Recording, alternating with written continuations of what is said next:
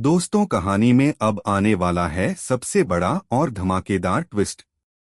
जी हाँ, अब वह सच सामने आने वाला है जिसका इंतजार दर्शक काफी समय से कर रहे थे। असल में अब सोनालिका का असली चेहरा खुलने वाला है सबके सामने, क्योंकि सोनालिका ने ठान लिया है कि अब वह प्रार्थना को खत्म कर देगी, हमेशा के लिए अपने रास्ते से हटा देगी। लेकिन आखिर ऐसा क्यों? उसने इतना बड़ा कदम उठाने की सोच क्यों बनाई? चलिए पूरा सच जानते हैं। सबसे पहले तो कहानी उस मोड़ पर पहुंचती है जब शिवांश अपने मैनेजर के साथ बैठकर प्रॉपर्टी और बिजनेस से जुड़ी बात कर रहा होता है। तभी प्रार्थना यह सब सुन लेती है और बहुत परेशान हो जाती है। उसका दिल धड़कने लगता है और वह सोचती है कि शिवांश अपनी प्रॉपर्टी बेच रहे हैं, अपना बिजनेस किसी को देने वाले हैं। घबराकर वह तुरंत पूछ बैठती है कि शिवांश, आप अपनी मेहनत से खड़ा किया हुआ बिजनेस क्यों बेच रहे हैं? आप अपनी प्रॉपर्टी क्यों बेच रहे हैं? लेकिन शिवांश को यह बात बिल्कुल पसंद नहीं आती। वह गुस्से में प्रार्थना से कहता है, क्या तुम्हारा दिमाग खराब है? मैं क्यों बेचूंगा अपनी प्रॉपर्टी? क्यों छोड़ूंगा अपना बिजनेस? असल में मैं तो किसी और काम में इन्वेस्ट करने वाला हूं, इसलिए मैनेजर को बुलाया था। और तुम बेवजह यहां तमाशा बना रही हो। चुप रहो और जाओ यहां से, पागल कहीं की। शिवांश की यह बात सुनकर प्रार्थना का दिल टूट जाता है।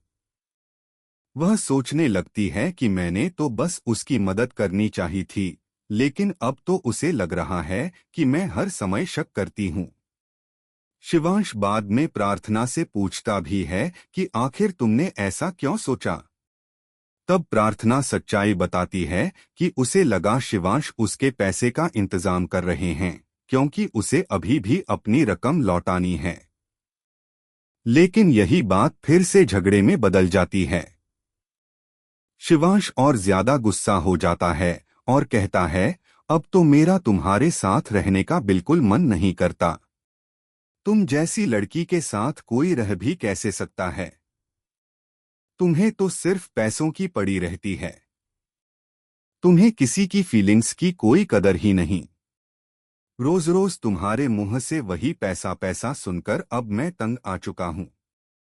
असल में प्रार्थना यह सब जानबूझकर कर रही होती है, क्योंकि वह नहीं चाहती कि शिवांश को पता चले कि वह अभी भी उससे बहुत प्यार करती है। दूसरी तरफ सोनालिका को यह बात पता चल जाती है कि प्रार्थना इस घर में सिर्फ इसलिए आई है ताकि वह शिवांश के करीब रह सके। इसी बीच शिवांश भी साफ साफ कह देता है कि उसने तो सोनालिका से शादी के लिए ऐसे ही हाँ कर दी थी, उसके दिल में सोनालिका के लिए कोई जगह नहीं है। यह सुनकर सोनालिका आग बबूला हो जाती है। उसका गुस्सा सातवें आसमान पर पहुंच जाता है और वह ठान लेती है कि अब वह प्रार्थना को बिल्कुल नहीं छोड़ेगी। वह सोचती है, यह लड़की मेरी जिंदगी की सबसे बड़ी रुकावट बन गई है। अब मैं इसे खत्म करके ही दम लूंगी। गुस्से में तिलमिलाई सोनालिका शिवांश की बहन से